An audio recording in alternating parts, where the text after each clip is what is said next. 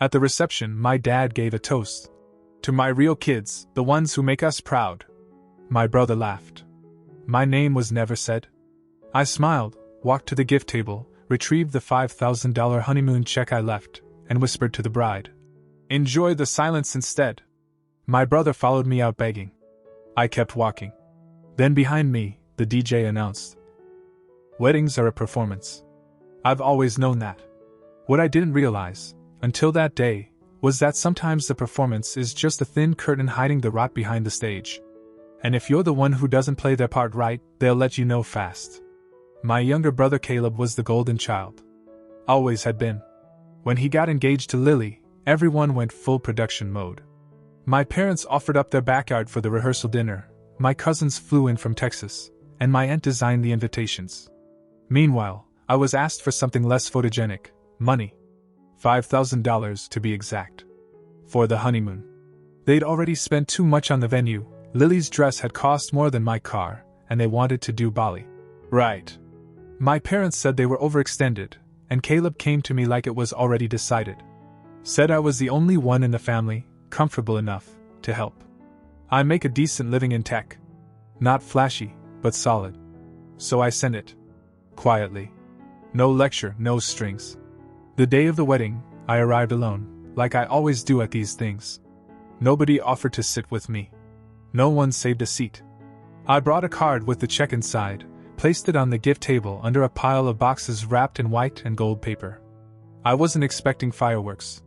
Just a basic acknowledgement. The ceremony passed in a blur of choreographed tears and drone footage. At the reception, my dad stood to give a toast. He cleared his throat, held up his glass, and grinned. To my real kids, the ones who make us proud. The room exploded with laughter. Caleb almost fell out of his chair. Lily giggled into her champagne. Even my mom smiled and clapped. I waited. Waited for him to correct himself, to say something like, "Just kidding, love you too, Mason." But he didn't. He moved on to a story about Caleb's high school football days. I wasn't mentioned once. I sat there and smiled. That's the part one hate most. How automatic it was. How trained I've been to sit through it all like it's fine. After a while, I stood up, walked calmly across the hall to the gift table. No one noticed. I found their card, opened it, and slipped the check back into my pocket. Lily saw me. Her eyes darted toward Caleb, then back to me. I leaned in and said just loud enough for her to hear, "Enjoy the silence instead." Then I turned and left. Caleb followed me out into the parking lot. He called my name, over and over. Asked what I was doing, told me not to make a scene. I didn't say a word. Just kept walking. As I reached my car, I heard the DJ over the speakers. "Well folks, no need to panic. Just a little bit of drama to spice up the night. Let's hear it for awkward family moments." Then came the music. Loud, fast, cheerful. The crowd cheered. He started cracking jokes about open bars and in-laws. Everyone moved on like I'd never been there at all. And still, that wasn't the end. Not even close. I didn't go straight home after leaving the wedding. I drove for hours, no music, no calls. Just the low hum of the engine and the sound of tires cutting through silence. Eventually, I ended up at this old lake about an hour out of town. I used to go there when I was in college, whenever I needed to think without someone talking over me. I sat on a bench and watched the dark water shift under the moonlight, thinking how familiar it felt, beautiful on the surface, cold underneath. My phone started vibrating just after midnight. Missed calls stacked one on top of the other. Caleb was first, then my mom, then Lily. Then more. My uncle. A couple of cousins I hadn't spoken to in years. The messages started pouring in too. Most were some version of, "What the hell, what's wrong with you, why would you ruin the wedding?" I didn't answer. Around 9 the next morning, the tone changed. I got a long, angry message from my mom about how Caleb and Lily were devastated, how the atmosphere at the reception shifted after I left, and how people were whispering. She said my exit was childish and cruel, and that I should have thought about the embarrassment I caused them. I read it 3 times, not because it hurt, but because it didn't. Not even a little. Then came the message that told me everything I needed to know. My father, never much for subtlety, sent me one line. "We all agreed that money was a wedding gift. You don't get to take it back. We expect you to return it. Immediately. There it was. Not, "Are you okay?" Or, "What happened?" Or even, "We need to talk." Just a demand. Like I was a vending machine they'd kicked and now wanted a refund from. I texted back, "You assumed. That's your mistake." A minute later he replied, "You've embarrassed the family." I didn't bother responding. By noon, it was clear this wasn't going to be a one-day thing. Caleb finally got through. I let it ring 4 times before I picked up. His voice was calm, too calm, like someone trying not to spook a bear. He said they'd already booked everything. The flights. The hotel. The excursions. He said I knew how much they needed that trip, how much they'd counted on me, and how cruel it was to rip it away. He said it wasn't just a gift, it was part of a plan. A family plan. I let him talk. Then I asked, "You mean the plan where I pay, and you pretend I don't exist?" He was quiet for a long time. Then he said, "This isn't you. You don't do things like this." I told him maybe he never really knew me. Maybe he just liked having someone around who never said no. Then I hung up. That night, my mom called again, this time sobbing. She said Lily's parents had heard, and they were mortified. That people had started gossiping about how the brother stormed out with the check, and how it made them all look like trashy drama magnets. She said I had a chance to fix it before things got worse. I asked what that meant. And then, without missing a beat, she said, "If you're going to act like you're not one of us, we'll make it official. Don't expect any part of the family investments going forward." There it was. The real reason for the panic. I wasn't just their quiet, dependable son anymore. I was suddenly a threat to the whole image they built. The black sheep they couldn't control. The one who decided he wasn't going to stay in the background anymore. I looked at the text a few more times before turning off my phone completely. They thought they were punishing me. They thought this was the worst they could do. But they didn't understand something yet. I wasn't even close to done. The next morning, I turned my phone back on and watched the flood continue.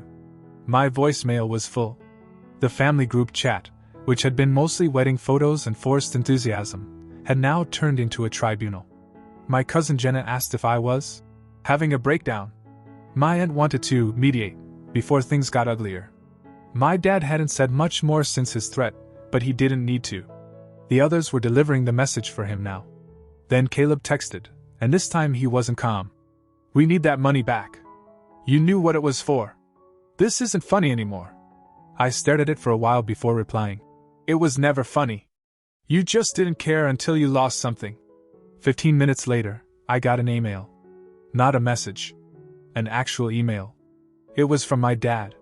He attached a summary of verbal agreement, stating that the money I gave was discussed in the family chat. It wasn't that I had agreed to fund the honeymoon, I hadn't, and that I was now in breach of an informal commitment that the family had relied on.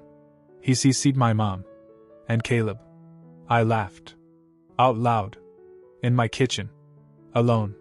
Then I responded with 2 sentences. There was no agreement. I took back what was mine. That was all I said. Later that afternoon, I got a call from my mom. She didn't start with a hello. Just launched in. "You need to send the money back. They're canceling things. Lily's parents are furious. They said this whole thing looks trashy, like we can't even afford our own son's wedding." I stayed quiet. She kept going. Said I was being selfish, said I'd always been touchy, but this was beyond that. Said if I didn't return the money, it would be proof that I was cutting myself off from the family completely. That I'd chosen this. I finally said, "No. You made the choice. You just didn't think I'd ever respond." She told me I was being dramatic. That I was hurting people who loved me. And that's when I told her something I hadn't said out loud before. I've been useful, not loved. That's the difference. She didn't argue. She just hung up. That evening, I got a voicemail from Caleb. No yelling this time.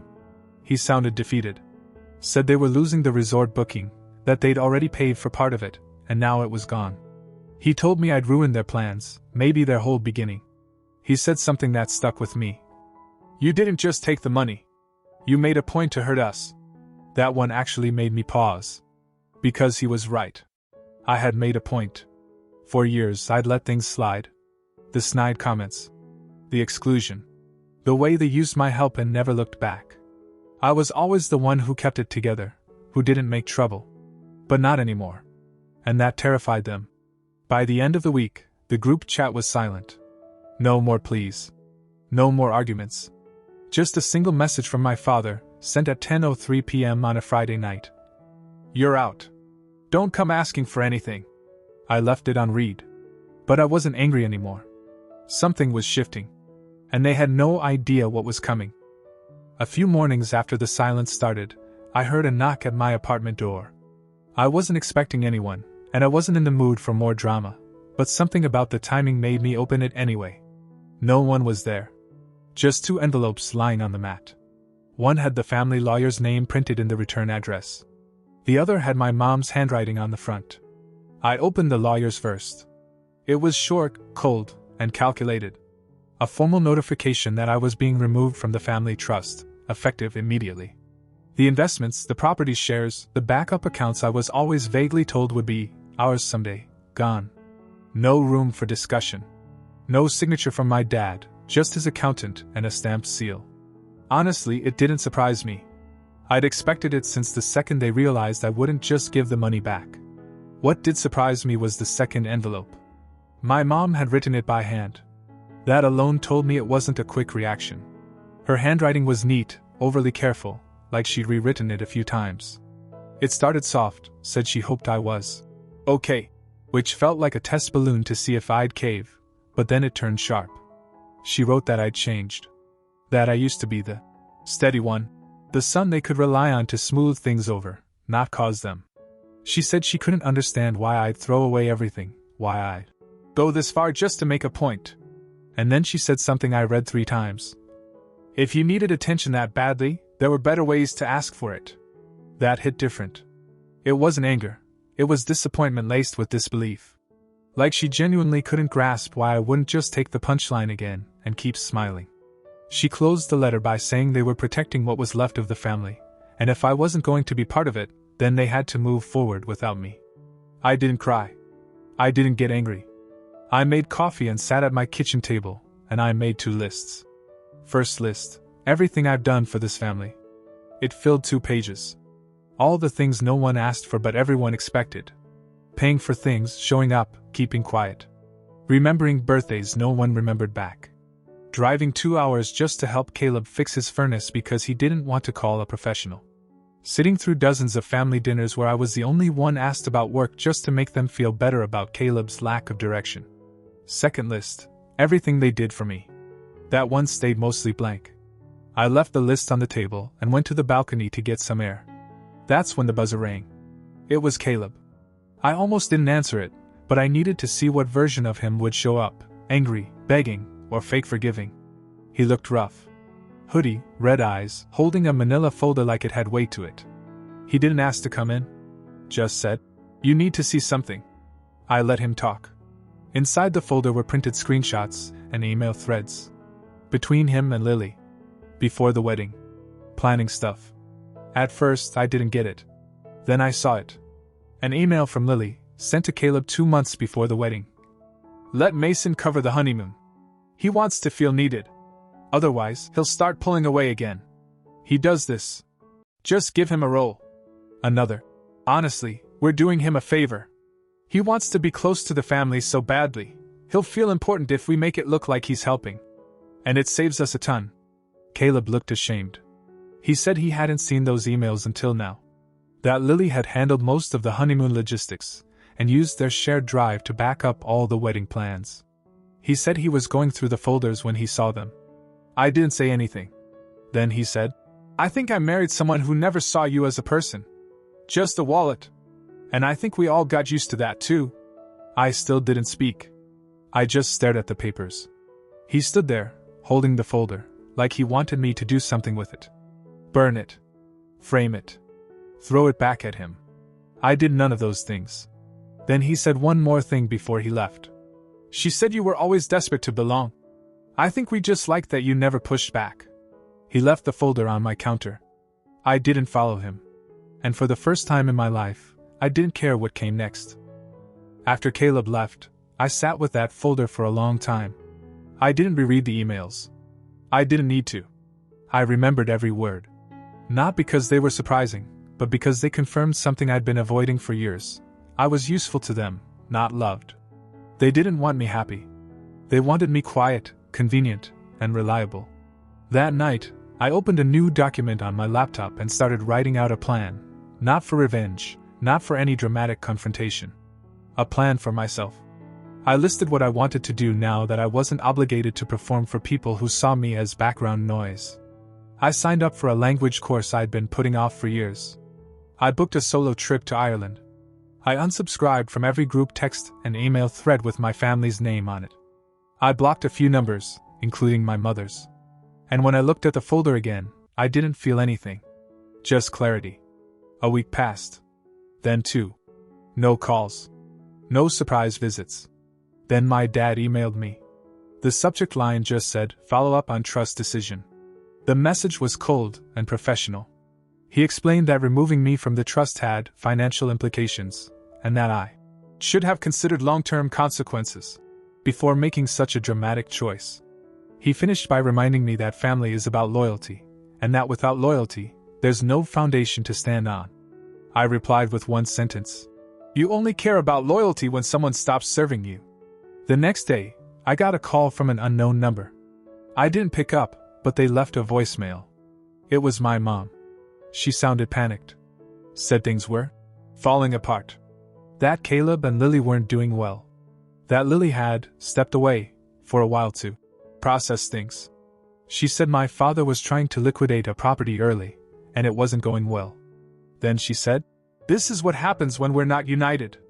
I listened to that part twice. That was the moment I realized they'd never really been a unit. They just leaned on the one person they thought would never leave. And when I finally walked away, the whole thing cracked. A few days later, Caleb messaged me again. He said he moved out. Said he wasn't sure if the marriage was going to make it. Said Lily blamed me for everything unraveling, but he didn't know what to think anymore. I told him he'd figure it out. He asked if we could meet up sometime. I said maybe. But I didn't mean it. Instead, I focused on building something for myself. I started a small business consulting gig on the side, just for fun. Turns out, when you stop trying to be everything for everyone else, you get real time back. I hit the gym regularly. I started cooking again. I met new people who didn't know anything about my family, and didn't care. They liked me just for me. No strings. No debt to pay. A month later, my dad sent a message through a mutual friend. He said the family was open to talking again. If I was willing to apologize. I laughed when I read it. Not the polite kind. The deep, real kind. The kind that makes you breathe easier after. That was the day I finally replied to nothing. Not even to say no. I just lived. And they hated it. It's been 7 months since I walked out of Caleb's wedding with the honeymoon money. 7 months since the toast, the DJ's cover-up, the envelopes on my doorstep, and the last voicemail from my mother trying to play the collapse of our family like it was somehow my fault. I haven't spoken to any of them since. Not once. And the strange part? I've never felt more clear-headed. I live in a better apartment now downtown. Quieter building, less drama. I get up early, work with clients I actually like, travel when I feel like it, and I'm not answering to anyone. I've made friends who don't know me as the brother of Caleb, or son of Rick and Diane. I've stopped trying to explain the silence. It just is. A few weeks ago, I heard from Jenna, my cousin. She asked if I was still on the outs with the family. I didn't answer directly. She ended up sending a few screenshots of messages from the group chat I'm no longer in. Mostly harmless, but I saw a few lines that made me smile. Apparently, Caleb moved back in with my parents. Temporarily, of course. Lily moved out for space, and they're in counseling now. The honeymoon never got rescheduled. My dad's antique business is down because they lost their website when I took my name off the domain registration. They're trying to find someone new, but no one can get the layout right. They'd had to sell one of the investment properties. The one I used to manage repairs for. Jenna added this in her last message. You'd think they'd be madder, but honestly? They're mostly confused you haven't come crawling back yet. That one stuck with me. Because that's it, really. That's the part that gets them. Not that I embarrassed them. Not that I ruined the wedding or took my money back. It's that I stopped playing along. I didn't come back. I didn't try to fix things. They never thought I'd survive without them. And now, I'm doing better than ever. So last night, I sat on my balcony, same view I've seen for months now, and I wrote it all down. Everything. The wedding, the toast, the envelope, the folder Caleb brought, the cold letters, the silence. And I looked at the last line I wrote. This is as low as it gets. Not for me. For them. 2 months of silence passed. Not the kind you fight through, but the kind that lets you breathe again. No messages, no sudden knocks at my door, no unexpected drama. I thought it was over. I'd moved on, or at least, I believed I had. Until one Tuesday morning, an unfamiliar name popped up in my inbox, Cameron Hunt. Subject: regarding Caleb and Lily, urgent. I didn't open it right away. I wasn't in a hurry to revisit that world. But something about the subject line felt off. Cold. Legal. I opened it. Cameron introduced himself as Lily's attorney. Her separation attorney. Apparently, things had escalated fast between her and Caleb. Divorce wasn't official yet, but she had filed for formal separation and was seeking control over what she called contributions made toward the marriage by external parties. Specifically, she was trying to classify my honeymoon check as a marital gift, which meant she wanted the $5,000. Still, attached to the email were a few scanned pages from their prenup. I didn't even know they had one. But there it was, buried in the wording, a clause about wedding gifts intended for joint use. They were arguing that my money qualified. And just like that, I was pulled back into a mess I had no intention of ever touching again. I forwarded the email to a lawyer I knew from a startup I'd consulted with. She read the message, then called me laughing. Her exact words were, "This is legally pathetic. But just to be safe, I'll draft a response." 3 days later, Cameron replied. Their claim was being withdrawn. No apology, no explanation. Just a formality. But I knew that meant Lily's plan had failed, and someone, probably Caleb, had told her I'd never go down without a fight. That night, I got a message from Caleb. It said, "She's leaving. She's taking everything she can. They're saying it's your fault." I didn't respond. An hour later, another came in. "Mom said you poisoned her against us. That you've been working to tear the family apart. They're rewriting everything." That I believed. Not because I had, but because that's what they do. They can't face their own rot, so they invent a villain. I'd just made it easy by walking away. I didn't respond to that message either.